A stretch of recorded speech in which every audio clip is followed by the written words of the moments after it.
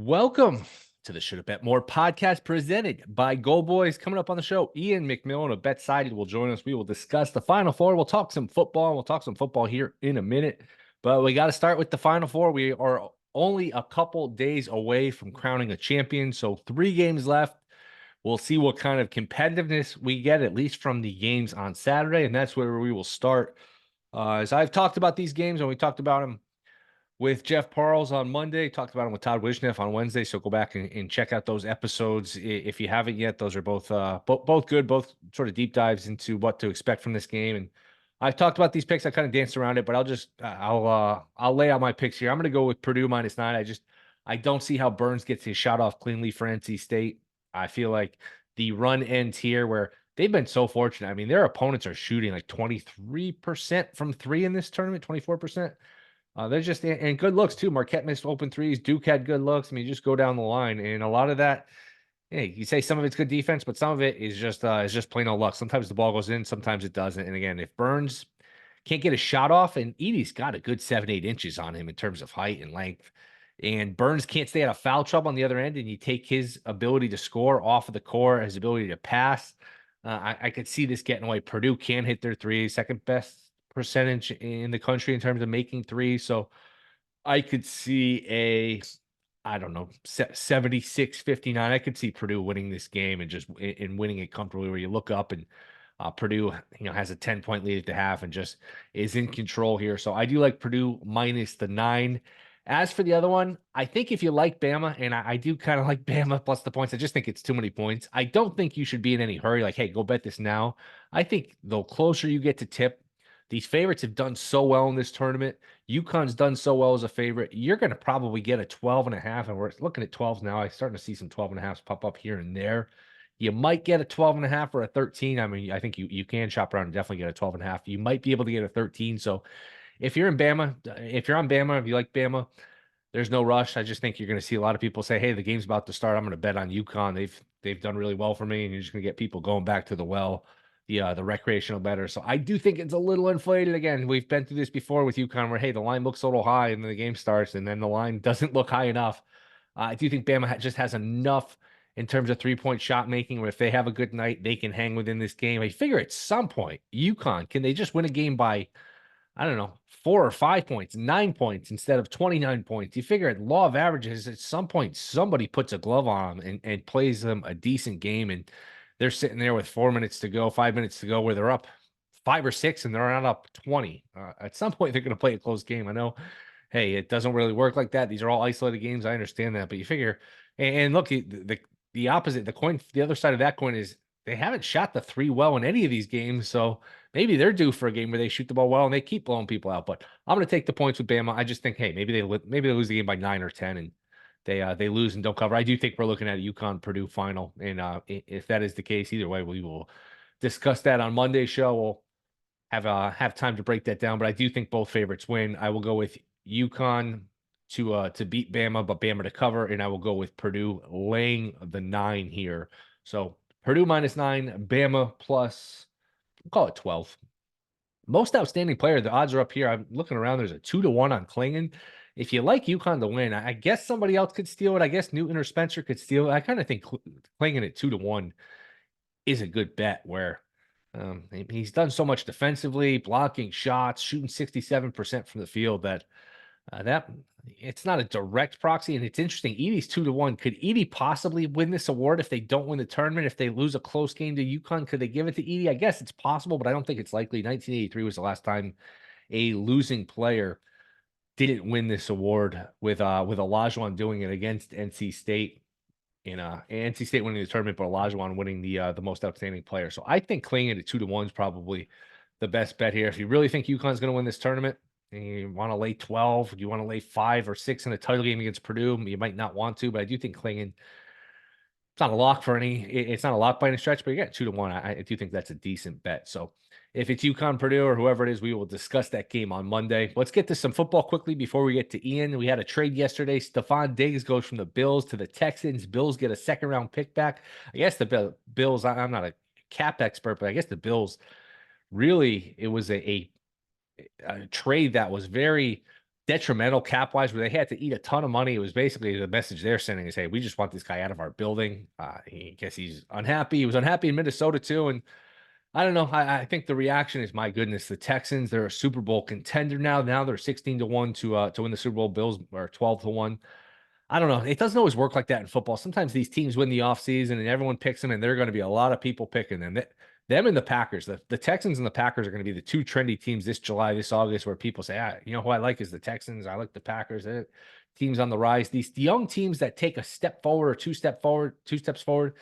It's not always the next year you take a third step forward. Sometimes you do take that step back when you don't expect it. And maybe the next year is when they really take off, because again, the division's not terrible, and they're a slight plus money to win the division. They're still in good. They're good favorite to win the division, where the Jags are plus 240, the Texans are plus 115, and you got the Colts and the Titans in the division. But the schedule is not as easy as you would think from playing in in an AFC South, where you just look at the opponents, and obviously you get the 6 games against the Jags, the Titans, and the Colts. You figure, all right, the Titans will be bad. You could maybe sweep the Titans, although those games are always tricky. And I don't know, maybe you go 4-2 overall, where you go 2-0 against the Titans and you split the other 4 games. Is that fair? Probably is. But if you look at the rest of their games for Houston, their home games, their home opponents, Ravens, Bills, Dolphins, Bears, Lions. Not easy. Road games, aside from the division opponents, they are at the Chiefs, at the Patriots, at the Jets, at the Packers, at the Vikings, at the Cowboys. Again, not easy. So you're looking at some tougher games. So again, can you win the division? And that puts you in a spot where, hey, 1 home game, maybe 2 home games. If you win the division, you're guaranteed the 1 home game. You win that, and who knows, you're 1 game away from the AFC title game. So I guess it's possible, but I don't know. It does feel a little too trendy. Diggs is going to his 10th year in the league. He wasn't great the second half last year. I'd be very careful of just crowning the Texans. I think the schedule's tough. And I know a lot of people like the offseason, some of the other moves they've gotten. Hunter, I didn't even realize they had Joe Mixon on the team, but he's an older back. So I get it. It's a talented team. It's a team that's going in the right direction, but we'll see. I certainly wouldn't be betting them. I don't think it's 16-1. I know a lot of people, hey, this is Stroud MVP. Maybe. I mean, takeaway for me, the AFC, if you do believe in Houston, the AFC is just so damn good. Obviously, you have the Chiefs, who are the class of the sport. The Ravens had the 1 seed in the MVP. Burrow with the Bengals, they'll be back. The Browns made the playoffs with like 9 different quarterbacks and Flacco leading them. And who knows what you get out of Watson, but that's a really good roster. I mean, just go down the line. The Chargers, now they have a coach and they have a quarterback. They don't have a lot else, but that's still a good team. All these teams in the AFC East, the Bills will still be good, if not great, with Allen. The Jets with Rodgers had a good offseason, I thought. Miami still, when they have their guys and they can play in their environment, it's a good team. It's just a loaded conference where, I mean, you're going to have 2 or 3, same thing as last year. You're going to have 2 or 3 really good teams in the AFC that just don't make the playoffs. Steelers are always okay. I think my takeaway is, if you're a team like the Broncos or the Raiders, and you're not one of these teams with one of these superheroes at quarterback, you are in for a long season. You better hit on your draft pick at quarterback, because these other teams are just, they're stacked. I mean, just go through the quarterbacks: Herbert, Allen, Mahomes, Lamar, Stroud, Rodgers. I mean, Allen, it's just Tua is with his surroundings. I'm not a huge Tua fan, but he at least has some talent. We'll see what Richardson brings to the table with the Colts. That's still a question mark. Lawrence, I'm not a fan of, but a lot of these teams, I mean, just basically half the league has like an all-star, all-pro level quarterback. And if you're one of these teams in the AFC, if one of these half-nots, it's going to be rough sledding for you. So again, I wouldn't suggest betting the Texans at 16-1. If you like them, you talk me in division at plus money. Is that like some great steal, some bargain with that schedule? Not really, but I get it. So they'll be good. Stroud's really good. The other thing that would concern me, if Diggs is going to be a pain in terms of, hey, I want the ball, and that's been his nature, not just with the Bills, but with Minnesota, never happy with his touches. That's a tricky scenario with a young quarterback, where you want a young quarterback to take the snap, drop back, and just throw it to whoever's open. You don't want Diggs in his head, in his ear, where he's like, all right, I got to get Diggs the ball. I got to make Diggs happy. You don't want that to creep into Stroud's mindset. So we'll see how it plays out. Bills 12-1, Texans 16-1. I don't see a great bet here as we get closer to the draft. The one betting thing, sometimes you see a draft like this, you see a move like this, you got to think of like the second and third ramifications betting wise, where I don't see this move and go, oh, I got to bet the Texans, although it's not a bad instinct to have. I think my instinct right away with this trade was these odds. They have odds for what position will the Bills draft first. My instinct is, all right, the Bills have to draft a receiver now, because they don't have a lot. They got Shakir, Gabe Davis is on the Jags. They don't have a receiver, and this is a good receiver class. So I know some of these books, especially, depending on what state you're in, it's hard to find this draft stuff. You got to have a lot of different outs, but some of these books are offering what team will draft what position first, and you could have gotten Bills like -105 to draft a receiver. That's where my mind went to it, the betting implication of it. But we'll see how that plays out. We'll talk with Iain MacMillan about that, about the Final Four, get his takes on just the draft, the NFL in general. We'll do some of that with him and get his thoughts on these Final Four matchups, a title prediction, most outstanding player. Looking forward to talking to Iain. That is next. This is the Shoulda Bet More podcast.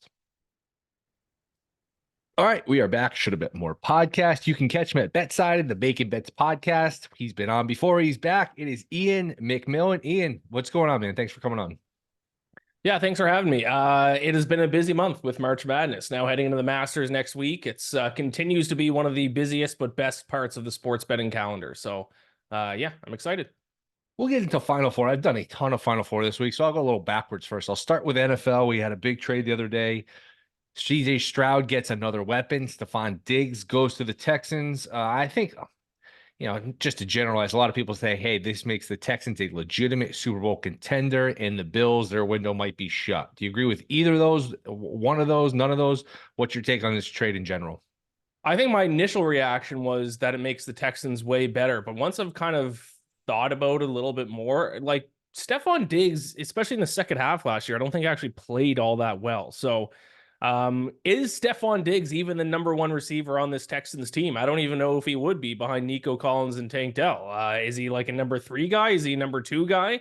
How is he going to react to not being the number 1 main target for all his throws? Because he did not get along with Josh Allen at times, and Josh Allen wasn't targeting him on every single passing play. So in terms of talent, yeah, it should help the Texans, but I think there's some more interesting dynamics that we have to see how it's going to play out in Houston, because that's now a loaded wide receiver room. And if everything works out well, if he stays happy and if he contributes, then the Texans are going to be dangerous. But I think there's some other things to consider with him in that locker room. The Bills, yeah, their door is certainly closing. I don't know if it's closed. I think Josh Allen is good enough. He can probably drag a not so good team to the playoffs, but this is certainly not the year I'd be betting on the Bills to win the Super Bowl or even their division. So yeah, I think as long as they have Josh Allen, they'll be fine. But this is going to be a down year. I think when we look back in that like a decade's time, this will be probably one of the Bills' most down years in the Josh Allen era.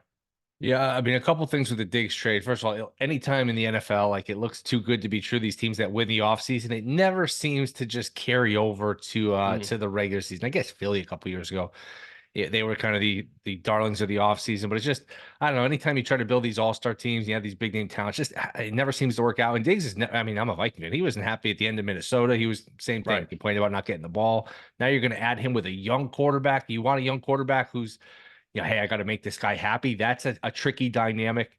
And look, he was the 2014 draft. So this is what, year 11 for him. And like you said, didn't do anything second half of the year. It's not like, it's not as extreme as running backs, but wide receivers, it's not like they're good until they're 40. So maybe the Bills are selling, I don't know, selling high here. And you think about it, Bills took a big cap hit to get rid of him, which kind of tells you all you need to know. So I don't know. Texans schedule does get tougher next year too. I was just looking. They got road games against the Chiefs, the Cowboys. I mean, it was pretty easy this year in the division, and they still get those 6 division games, which are reasonable. But other than that, their schedule is a little tougher. So I do think it's interesting. Yeah, first place schedule for them. Was 2014 Diggs draft year? Has he been around that long? Like that's crazy to me. Like he's still, to me, in my mind, is like a somewhat young receiver, but I guess he isn't. I guess he's been around a long time. I guess, I don't know, time flies. We're getting old. We're getting old. Could have been 2015, either 2014 or 2015. I'm pretty sure it was 2014, but either way, I mean, he's 30. He's gonna be 31 when the season starts. 2015 draft. So still, I mean, entering year 10 in the league. It's not like it's year 6 or year 5 or whatever. He's getting up there.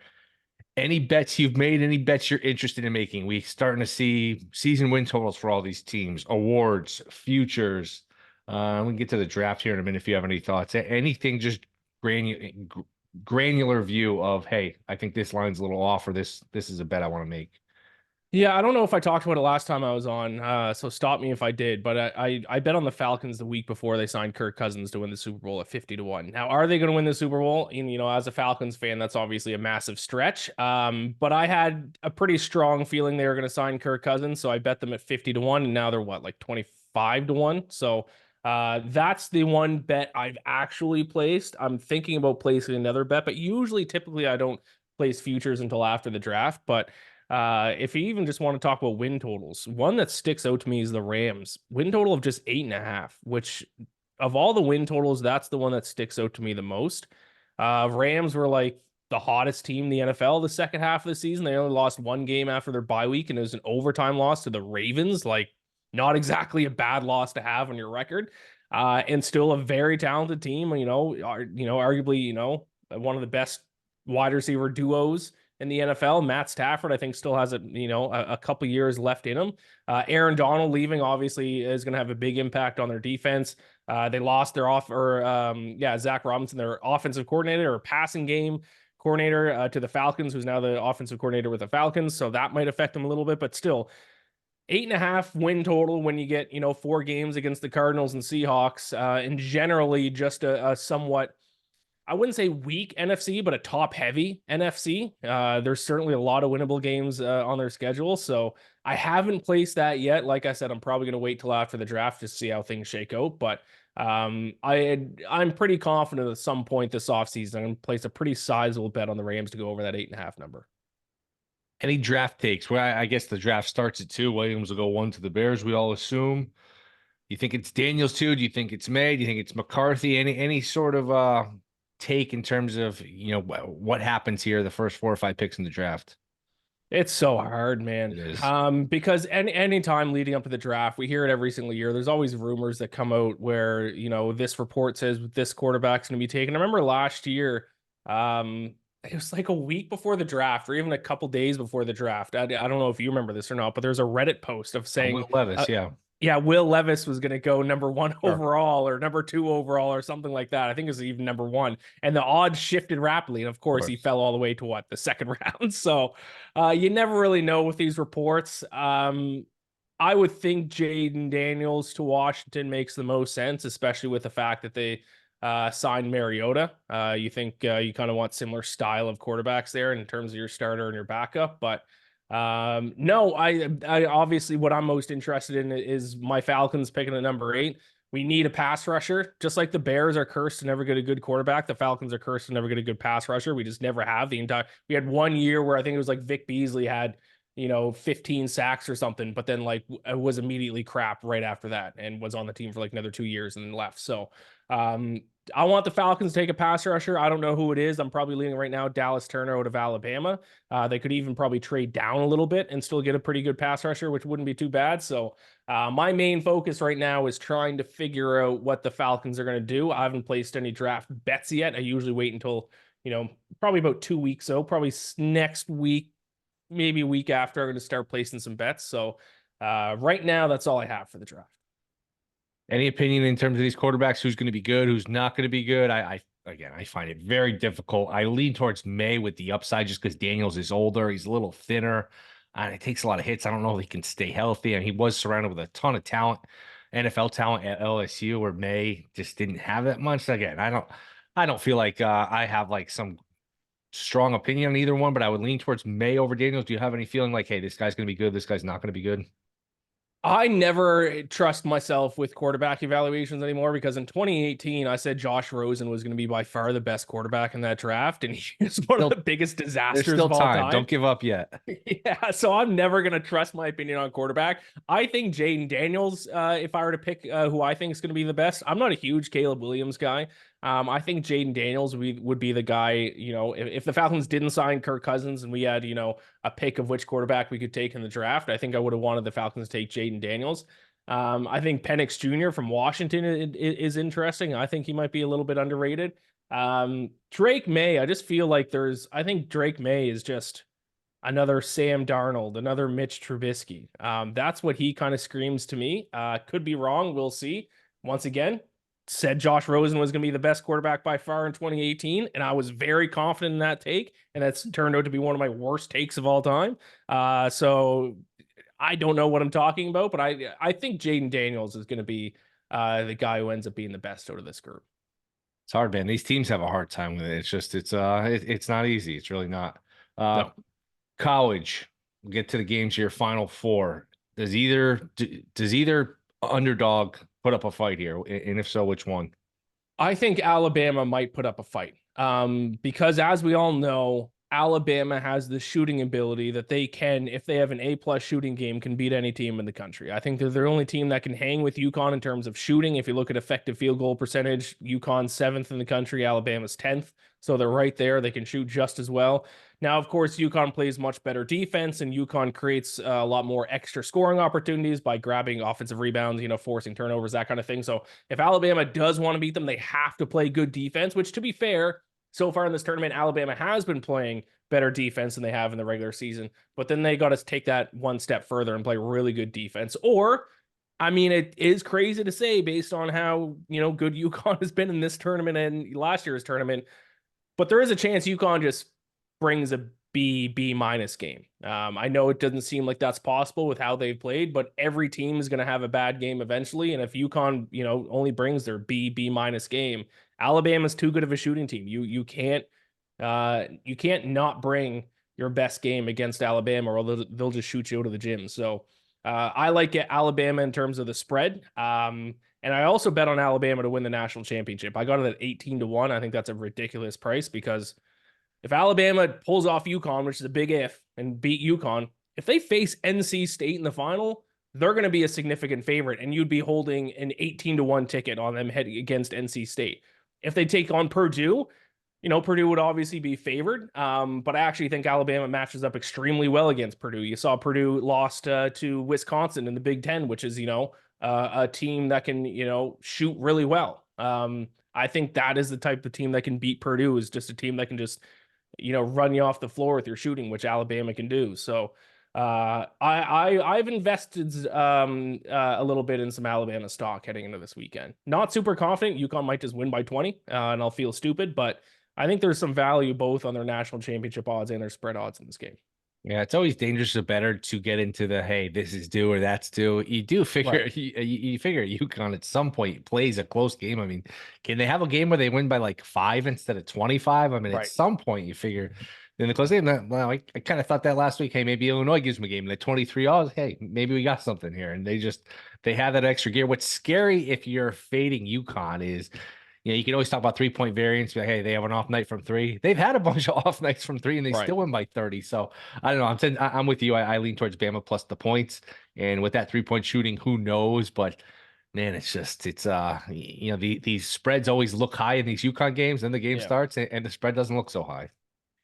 Yeah, and the other thing I would say about UConn too, is that they've kind of developed this like aura that you see in some other sports teams. Like you see it with the Chiefs right now with Patrick Good Mahomes. You point. saw it with the Patriots with Tom Brady. You see it like in combat sports. If it's like an undefeated UFC fighter that hasn't lost in forever, they have this aura about them that like teams almost like get inside their own head so much that they end up shooting themselves in the foot and actually beat themselves more than the other team beats them. Like I said, like you see with the Chiefs now, like you saw with the Patriots with Tom Brady. So Alabama's got to have a strong mental game here too, because UConn's dominated so much the teams. I think that's what happened with Illinois. I think UConn came out, got hot in the second half, and when it was like a 10-0 run, like Illinois just like mentally gave up, and then that 10-0 run turned into like a 30-0 run. Whereas you need to be mentally strong enough and know UConn's going to go on a run at some point, but don't like allow that to let your team, implode and kind of give up. So that's what's kind of interesting about UConn now is they've developed this like aura of like an undefeated fighter that's been a champion for 10 years. It's kind of crazy to see. Yeah, it's a good way of putting it. They're like a boxer. You can't put a glove on them. You can't knock them out. You can't knock them down. They're kind of hard to put a glove on. I've been saying this all week too. If you're serious about winning the game, if you really want to win the game, if you're Bama, be up 16-6, be up 12-4. It make you kind of look up at the scoreboard and say, we're in trouble. We're down here. Like they haven't had to play from behind. Now, granted, they're good enough to catch up, and 8 points, 10 points early in the game isn't some death sentence, but make them go through that. Make them feel a little game pressure, because they haven't had to play catch up. They haven't had to play from behind in any of these games. Yeah. Yeah. Great point. Purdue, NC State. We got Purdue laying 9. I leaning towards laying it here. I was on NC State the last couple of games, and my goodness, what a run. You and I could be we could own one of these NFL teams if we just sniffed out this NC State run a couple weeks ago. My goodness. I think it'll be tough for Burns to get a shot off, and I think Burns will have a hard time staying out of foul trouble. I would lean towards laying it with Purdue. What's your take here on this game? Yeah, laying it with Purdue as well. Yeah, I think if there's any, player that DJ Burns is going to have trouble with, it's going to be Zach Edey, because DJ Burns is not going to be able to just stick his butt in Zach Edey and back him up and then just hit a layup. Like, Zach Edey is obviously going to be able to stand his ground a little bit against DJ Burns. And I mean, at the end of the day, you can bet on NC State. If you're doing it, you're betting on momentum and vibes, which there is obviously something to that based on their run.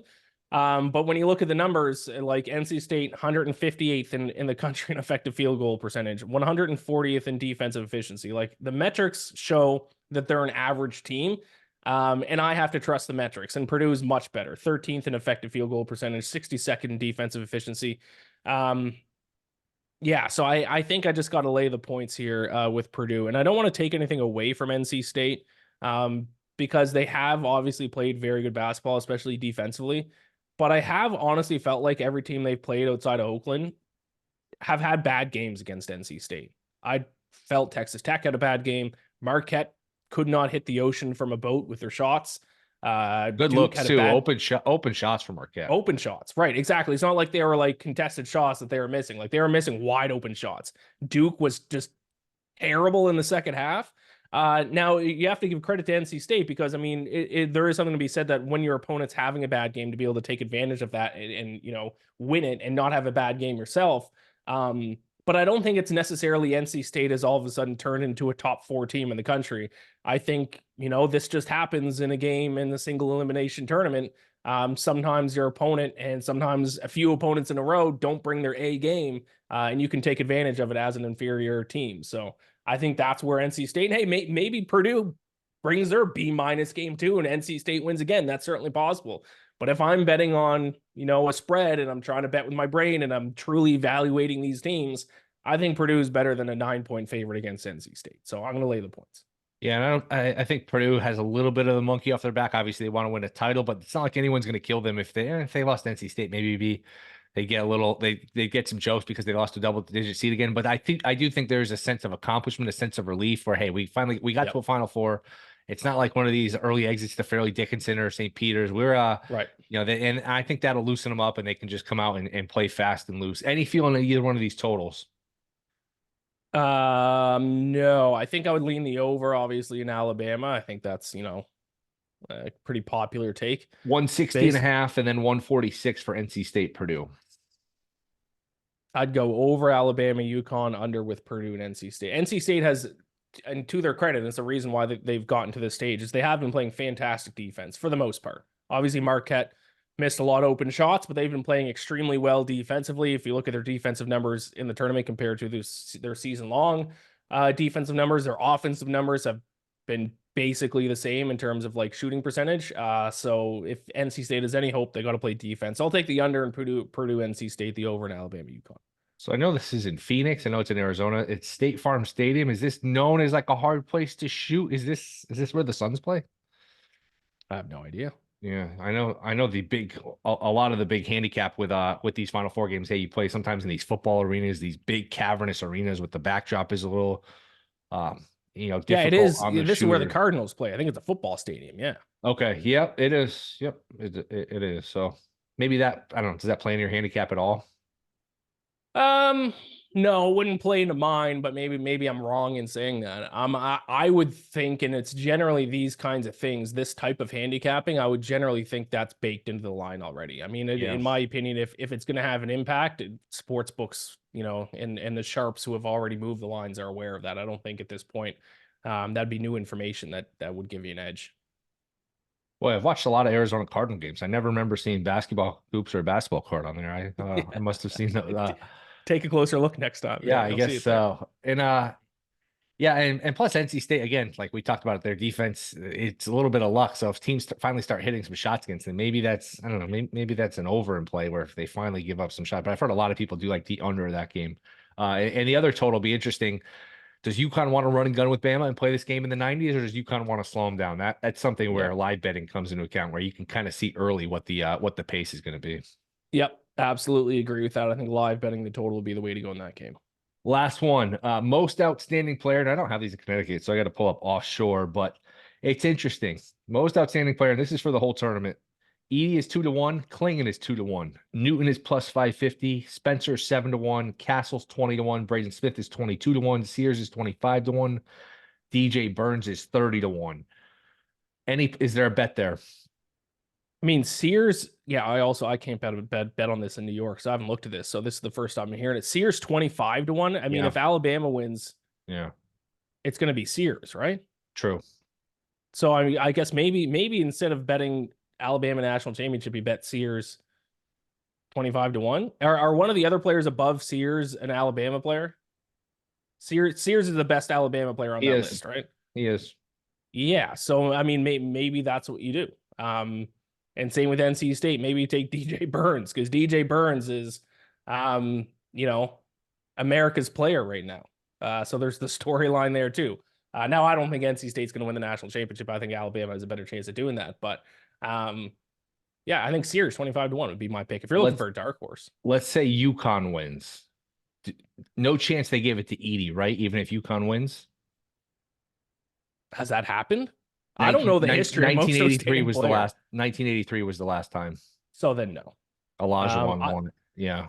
I don't think in any sport. I think there's totally just agree. now an unwritten rule that doesn't happen. Yep. I think the only sport where that is possible, where a playoff MVP goes to a member of the other team, is in hockey. It's happened a couple times when like the losing Stanley Cup final goaltender just has like a 950 save percentage. It happened to John Sebastian Giguère, 15 years ago.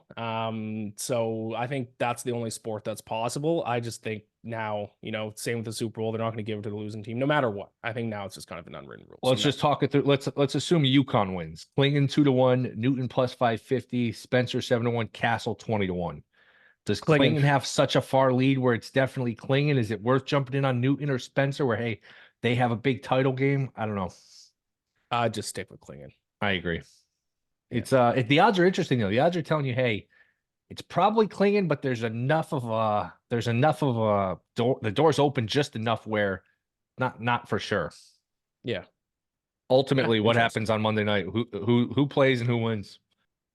I mean, obviously, I would say UConn beats Purdue. That's the obvious answer, right? We're talking with two huge favorites in the Final Four. To be different, I'll say Alabama beats Purdue. Be a hell of a story if Alabama's holding up this trophy here in a few days. It really would. UConn is just, I don't know. I have a natural part of me where I just want to be contrarian all the time.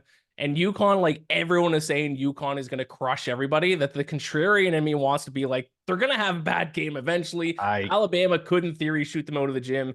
It's probably the wrong answer. Alabama, could lose by 20 here, but I just have this inner contrarian where at any time I hear everyone say something, I want to go the opposite way. So, well, we watch sports for so long. It's like, it's not that easy. Oh, this team's definitely going to win, and then they definitely win and do it easy. Now, granted, they did it last year, and to do it 2 years in a row. I mean, look, this is 10 games in a row of complete dominance. So does that say, hey, there's no sign that this is turning around, or I don't know. Just I agree. Sports usually don't work this way. It's usually not this easy to predict. It's usually not this easy to just win the tournament. Sometimes it is though too. I mean, especially with the Chiefs. Like I spent all playoffs and all season saying this Chiefs team's not going to win the Super Bowl, and people be like, "Yeah, but it's Patrick Mahomes. The Chiefs are going to beat everyone in the playoffs and win the Super Bowl." And every game, I bet it on them against the Bills. But in every other game in the playoffs, including the Super Bowl, I was like, "It's not that easy. There's other things to look at." And it turns out no, it's just as easy as just betting on Patrick Mahomes. So yeah, sometimes it is. So maybe UConn just beats Alabama by 20. Beats the winner of Purdue by NC State by 20, and we're all looking at it saying, well, that was obvious. We should have loaded up on them pre-tournament. That's certainly possible, but I'll be the idiot that goes on the limb and says Alabama. Ian, you're the best, man. Appreciate you coming on. Let everyone know where they can find you. Yeah, Twitter/X, Iain MacBets, IAIN MacBets, and check out the Bacon Bets podcast. You can find all my written work at fansided.com/betsided. All right, man. Appreciate it coming on. We'll catch up here down the road. Yep, sounds good. Thank you so much for having me on. All right, that'll do it. Thank you to Iain MacMillan. We will be back Monday to break down the national title game, as we will be down to 2 teams left in college basketball. Enjoy the game. Should be a fun weekend. Talk to you next week.